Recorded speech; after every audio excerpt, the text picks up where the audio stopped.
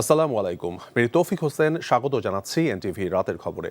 সরকারি তহবিলের উপর চাপ কমাতে বাধ্য হয়েই জ্বালানি তেলের দাম বাড়ানো হয়েছে উল্লেখ করে অর্থমন্ত্রী আমির খসরু মাহমুদ চৌধুরী ও জ্বালানি মন্ত্রী ইকবাল হাসান মাহমুদ বলেছেন, অন্য দেশের তুলনায় বাংলাদেশে জ্বালানি তেলের দাম কম বাড়ানো হয়েছে।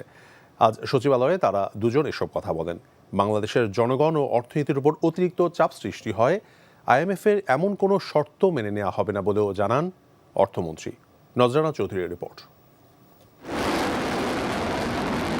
ইরান ইসরায়েল যুদ্ধ পরিস্থিতিতে বিশ্ববাজারে জ্বালানি তেলের বাজার ঊর্ধ্বমুখী হলেও বাংলাদেশে গত এক মাসেরও বেশি সময়ে জ্বালানি তেলের দাম বাড়ায়নি সরকার, বরং ঘোষণা ছিল মে মাসে বাড়তে পারে জ্বালানি তেলের দাম। কিন্তু হঠাৎ করেই শনিবার রাতে জ্বালানি তেলের দাম বাড়ানো হয়। এ বিষয়ে জ্বালানি মন্ত্রী ও অর্থমন্ত্রীর দাবি, বাড়ানোর হার নগণ্য। সারা বিশ্ব তেলের দাম অ্যাডজাস্ট করেছে, এমনকি আমেরিকাও $5 বাড়িয়ে দিচ্ছে।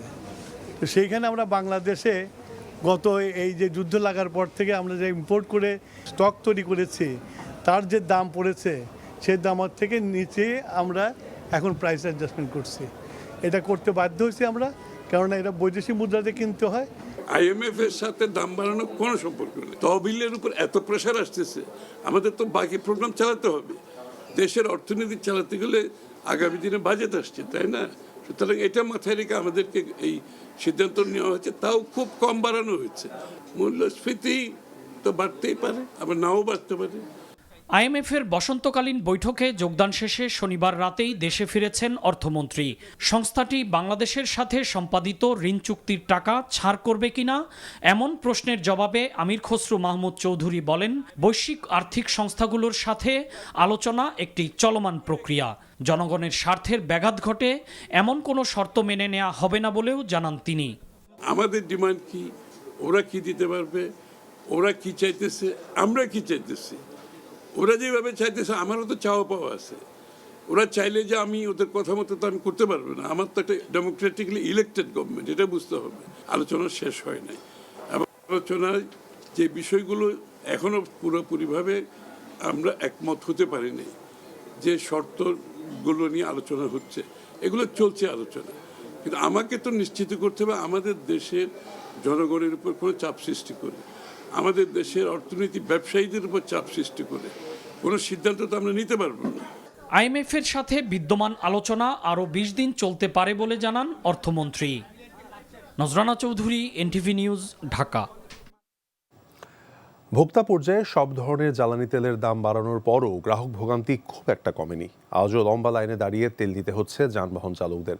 এদিকে তেলের দাম বাড়ানোর সিদ্ধান্তে মিশ্র প্রতিক্রিয়া জানিয়েছেন ভোক্তারা। আরও জানাচ্ছেন এইচএম মেহেদি হাসান। দাম বাড়ানোর পরও জ্বালানি পরিস্থিতির তেমন হেরফের দেখা যায়নি। রাজধানীর বিভিন্ন ফিলিং স্টেশনে গাড়ির তেলের জন্য এখনও লম্বা লাইনে অপেক্ষা করতে হচ্ছে ঘন্টার পর ঘন্টা। ঠিকমতো তেল না পাওয়ার ভোগান্তির সাথে জ্বালানির দাম বাড়ানোর সিদ্ধান্তে কিছুটা বিপাকে পড়েছেন মধ্যবিত্ত ও নিম্ন আয়ের মানুষ। এই যে হঠাৎ তেলের এমনি অভাব, তেল নাই, আবার দাম বাড়ছে, এটা তো সমস্যা। প্রায় রাত 4টা 3:30 থেকে লাইনে আসি। আমরা চাই হচ্ছে এই লাইনটা কমে আসুক, যাতে এই ভোগান্তিটা কমে। গত রাতে 9টা বাজে আদি সুপার মার্কেটে ওখানে লাইন দিয়েছে মসজিদের সামনে, তারপরে এই কষ্ট। এটা যদি সমন্বয়টা আগে করা হইতো তাহলে হয়তো এত প্যানিক বাইংটা থাকতো না। এমন পরিস্থিতিতে রাইড শেয়ার করে জীবিকা নির্বাহ করা চালকরাও আশার আলো দেখছেন না। তেল নিতেই যদি হাফ বেলা চলে যায়, হাফ বেলা কি এরকম হচ্ছে যে একদিন পুরো তেলেতেই চলে যায়। অ্যাপসের মাধ্যমে যদি মনে করেন এরকমভাবে পুষায় বাড়ায় দেয়, তাহলে আমাদের পুষবে, না হলে পুষবে না। ফিলিং স্টেশন কর্তৃপক্ষ এখনও বলছে সরবরাহ কম থাকায় গ্রাহকদের ঠিকমতো তেল দেওয়া যাচ্ছে না। গাড়িতে তেল কিছুক্ষণ আগে পেয়েছে, গাড়ি আসতেছে, গাড়ি আসলে আমরা তেল দেওয়া শুরু করবো। সম্ভবত 1টা থেকে 2টার মধ্যে গাড়ি চলে আসবে পাম্পে। তেলের দাম বাড়ার ফলে নিত্য পণ্যের দাম যেন হু হু করে না বাড়ে, সেদিকে মনোযোগ দেওয়ার দাবি সাধারণ জনগণের। আমাদের জীবন তো এমনিই যায় অবস্থা, বুঝছেন। আর এই অবস্থা যদি আরও তেলের দাম বাড়ে, তাহলে তো মনে করেন আমাদের ওয়ালে পিঠ থেকে যাবে। সরকার যেন সকল কিছু নিয়ন্ত্রণে রাখে, যাতে আমরা আগেকার মূল্যে আমরা ক্রয় করতে পারি। এদিকে জ্বালানির বাড়তি দামের ফলে পরিবহন ভাড়া বাড়াতে চান বাস মালিকেরা। এটা একটা অবস্থানে আসতে হবে, তার কারণ ভাড়া তো 15 টাকা করে বাড়ছে পার লিটার। 15 টাকা বাড়ছে, অনেক ব্যবধান। এতে করে আমাদের অনেক লস আজকের থেকে অলরেডি হবে। ভাড়াটাও আশা করি বাড়বে। HM মেহেদী হাসান, NTV নিউজ, ঢাকা। এক মাসেই দ্বিতীয়বারের মতো বাড়ল ভোক্তা পর্যায়ে এলপিজির দাম। এবার প্রতি 12 কেজি সিলিন্ডারের দাম 1728 টাকা থেকে 212 টাকা বাড়িয়ে 1940 টাকা নির্ধারণ করা হয়েছে। বিকেলে এক বিজ্ঞপ্তিতে দাম বাড়ানোর বিষয়টি জানিয়েছে Bangladesh energy regulatory commission BERC। নতুন দর রোববার সন্ধ্যা থেকেই কার্যকর হয়েছে।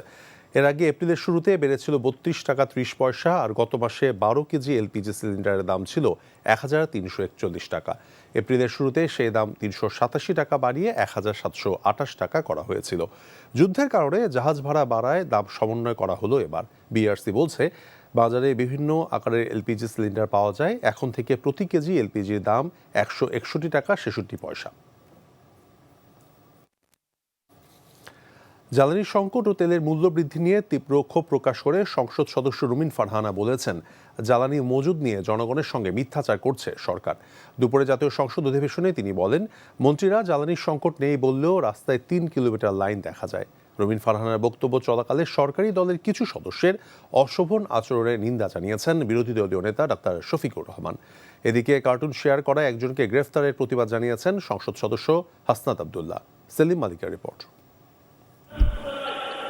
জাতীয় সংসদের প্রথম অধিবেশনের রবিবারের বৈঠক শুরু হয় প্রশ্নোত্তরের মধ্য দিয়ে। আমরা আজকে দেখি, তবে 71 বেদিতে দাঁড়িয়ে সংসদ সদস্য রুমিন ফারহানা জানান, জ্বালানি তেল সংকট নিয়ে দ্বিচারিতা করছে সরকার। মন্ত্রীরা যখন সংসদে বক্তব্য দেন তখন তারা অবলীলায় বলেন বাংলাদেশে জ্বালানির কোনো ঘাটতি নাই, কিন্তু মাননীয় স্পিকার যখন তেল নিতে যায় তখন দেখা যায় 3 কিলোমিটার লম্বা লাইন। মাননীয় স্পিকার, সরকার সম্ভবত কিছু পদক্ষেপ গ্রহণ করবার ঘোষণা দিয়েছে। তার একটা হচ্ছে মার্কেট প্লেস 7টা বাজে বন্ধ করে দেয়া। চমৎকার সিদ্ধান্ত মাননীয় স্পিকার, তবে মনে রাখতে হবে কেনা কাটা বা শপিং যেটুকু হয় সেটুকু সন্ধ্যার পরেই হয়।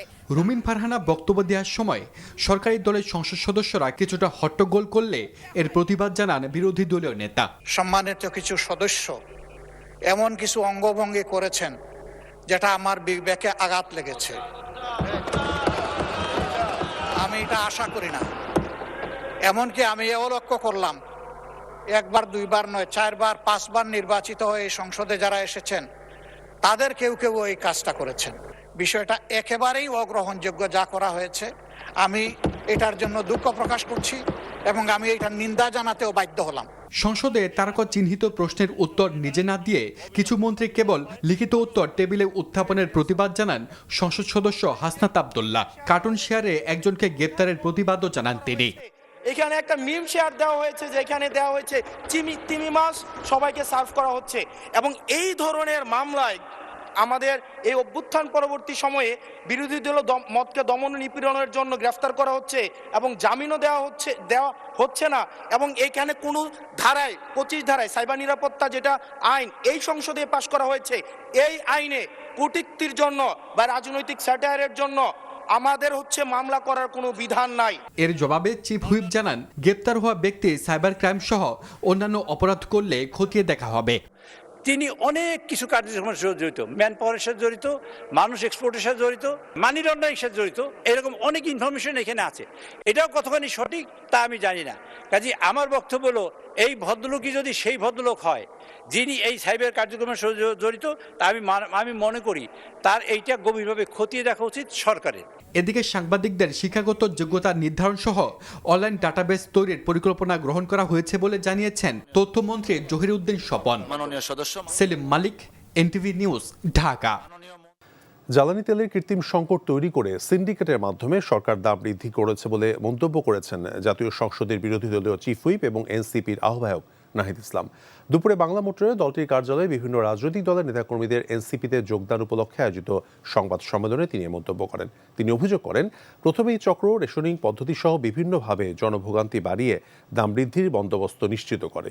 এ সময় জুলাইয়ের সনদ নিয়ে সরকারের কড়া সমালোচনা করে নাহিদ ইসলাম বলেছেন, গণভোটের রায় অস্বীকার করে সরকার রাজনৈতিক সমঝোতার বরখেলাপ করেছে। রাজনৈতিক প্ল্যাটফর্ম আপ বাংলাদেশ বিলুপ্ত করে আহ্বায়ক আলী আহসান জুনায়েদ, মুখ্য সমন্বয়কারী রাফেজ সালমান রিফাত, মুখপাত্র শাহরিন সুলতানা ইরা সহ ৩৩ জন নেতাকর্মী এনসিপিতে যোগদান করেন। এ প্রসঙ্গে তিনি বলেছেন, এনসিপিতে যোগদানের ক্ষেত্রে সাবেক পরিচয় মুখ্য নয়, এমনকি ছাত্রলীগ করলেও সমস্যা নেই, তবে ফ্যাসিস্ট কার্যক্রমের সাথে কোনো সম্পৃক্ততা থাকা যাবে না। আমগুলাতে গেলে আমরা দেখি দীর্ঘ লাইন, ফলে একটা কৃত্রিম সংকট তৈরি করে দাম বেশি হলেও সে কিনতে আগ্রহী, এরকম একটা মনস্তত্ত্ব পরিবেশ তৈরি করে তারপরে দামটা আসলে বৃদ্ধি করা হলো। পুরাটাই পরিকল্পনাভাবে করা হয়েছে, সিন্ডিকেটরা এটা করেছে এবং সরকারের প্রশ্রয়, সরকারের অংশগ্রহণ না থাকলে এটা আসলে সম্ভব হতো না। বগুড়ার আলফাতুন্নেসা খেলার মাঠে আমাদের স্পেশাল করেসপন্ডেন্ট হাসান মাহমুদ আছেন, সরাসরি যাচ্ছি তার কাছে। হাসান, আগামীকাল বগুড়ায় প্রধানমন্ত্রীর কর্মসূচি নিয়ে আপনার কাছে কি তথ্য আছে?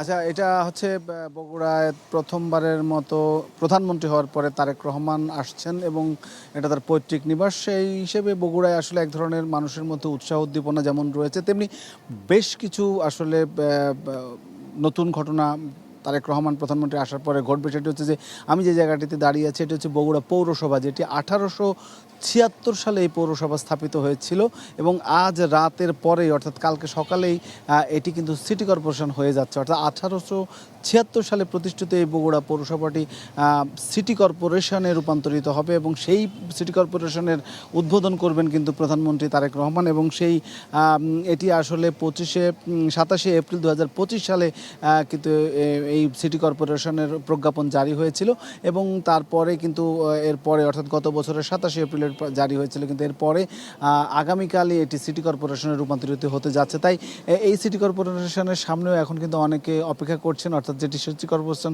হতে যাচ্ছে সকালবেলা, এই বগুড়া পৌরসভা থাকছে না। এটি যেমন একটির পাশাপাশি এখানে আরও বেশ কিছু কর্মসূচি, যেমন গাবতলীর বাগবাড়িতে যাবেন তারেক রহমান, এটি তার পৈতৃক নিবাস। সেখানে তিনি একটি হাম রুবেলা ক্যাম্প উদ্বোধন অর্থাৎ টিকাদান কর্মসূচি উদ্বোধন করবেন, খাল খনন কর্মসূচি উদ্বোধন করবেন, সেখানকার একটি স্থানীয় খালে তিনি কেটে সেটি উদ্বোধন করবেন এবং পাশাপাশি সেখানকার কৃষকদের মাঝে তিনি কৃষক কার্ড এবং ফ্যামিলি কার্ডের বিতরণ করবেন। এটি একটি কর্মসূচি রয়েছে। অর্থাৎ বাগবাড়িতে 3টি কর্মসূচিতে তিনি অংশগ্রহণ করবেন এবং বলতে গেলে আগামীকাল বগুড়ার যে সফর প্রধানমন্ত্রীর, সেটি হবে একেবারেই খুবই ব্যস্ততম একটি সফর এবং সকালবেলা তিনি কিন্তু সড়ক পথে এই বগুড়ায় এসে পৌঁছবেন, অর্থাৎ ভোরে খুব সকালে রওনা দিয়ে তিনি সকাল 10টায় তার বগুড়ায় পৌঁছানোর কথা রয়েছে।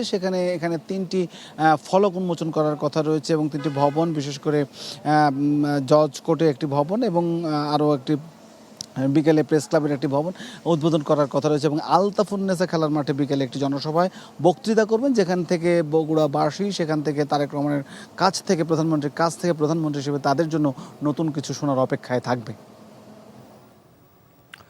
জানছিলাম প্রধানমন্ত্রীর বগুড়া সফরের খবর।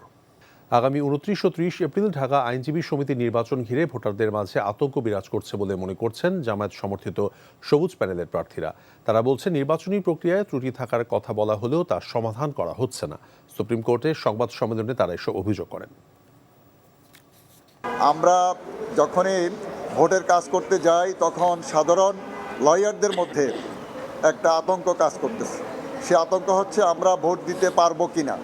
আমরা বারবার এই বিষয়টা নিশ্চিত করার চেষ্টা করতেছি যে আমরা সকলে মিলে বারের আমাদের যে ঐতিহ্য আছে দীর্ঘদিনের, আমরা এটাকে সমুন্নত রাখতে চাই। শুধু প্রতিশ্রুতি নয়, সরকার গঠনের 2 মাসের মধ্যেই প্রধানমন্ত্রীর অঙ্গীকারগুলো বাস্তবায়ন হতে শুরু করেছে বলে মন্তব্য করেছেন ঢাকা উত্তর সিটি কর্পোরেশনের প্রশাসক মোহাম্মদ শফিকুল ইসলাম মিল্টন।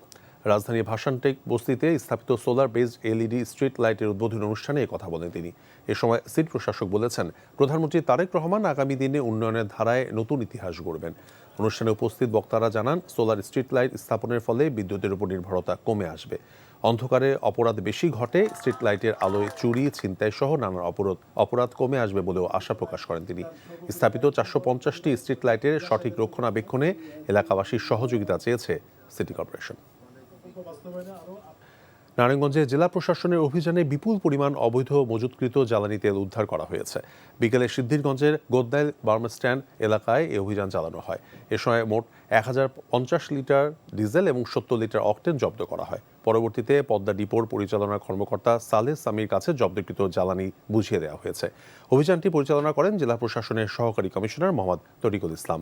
তিনি জানান, অবৈধ জ্বালানি মজুদ এবং বিক্রির বিরুদ্ধে এ ধরনের অভিযান অব্যাহত থাকবে। নাসির সিনটেক্সের হাত ধরে বাংলাদেশে যাত্রা শুরু করল ফ্রান্সের বিখ্যাত প্রিমিয়াম ব্র্যান্ড পিউজো মোটরসাইকেল। রোববার বিকেলে গুলশানের কোম্পানির শোরুম উদ্বোধনের মধ্য দিয়ে যাত্রা শুরু করে নাসির সিনটেক্স। উদ্বোধন অনুষ্ঠানে উপস্থিত ছিলেন নাসির সিনটেক্স গ্রুপের ব্যবস্থাপনা পরিচালক নাসিম বিশ্বাস। পিউজো মোটরসাইকেলের গ্লোবাল টিমের পক্ষে প্রতিষ্ঠানটির ইন্টারন্যাশনাল জেনারেল ম্যানেজার হাও ওয়াং এবং সাপ্লাই চেইন হেড তান দাও ইউন উপস্থিত ছিলেন। এ সময় নাসির সিনটেক্স গ্রুপের ঊর্ধ্বতন কর্মকর্তারা সেখানে উপস্থিত ছিলেন। এ সময় ব্যবস্থাপনা পরিচালক বলেছেন, পিউজো মোটরসাইকেল বাংলাদেশের গ্রাহকদের কাছে পৌঁছে দিতে 3টি মডেলের মোটরসাইকেল বাজারে আনা হয়েছে।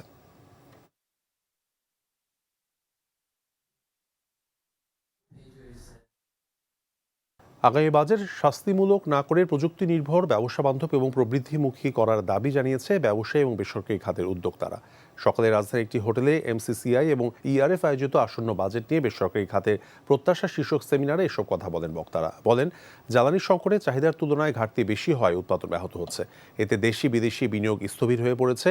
এর পাশাপাশি নতুন করে জ্বালানি তেলের দাম বাড়ানোর ফলে অর্থনীতি আরও চাপ পড়বে, যার ফলে মূল্যস্ফীতি আরও বাড়ার আশঙ্কা প্রকাশ করেন তারা। শুধু করের হার না বাড়িয়ে রাজস্ব আদায় বাড়াতে এমসিসিআই এর পক্ষ থেকে কর কাঠামো সংস্কারে বেশ কিছু সুপারিশ তুলে ধরা হয় এই সেমিনারে।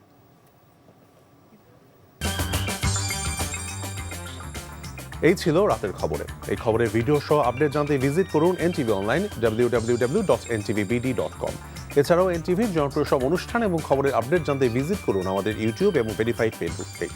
রাত 1টায় মধ্যরাতের খবর দেখার আমন্ত্রণ রইল। ধন্যবাদ সবাইকে। শুভরাত্রি।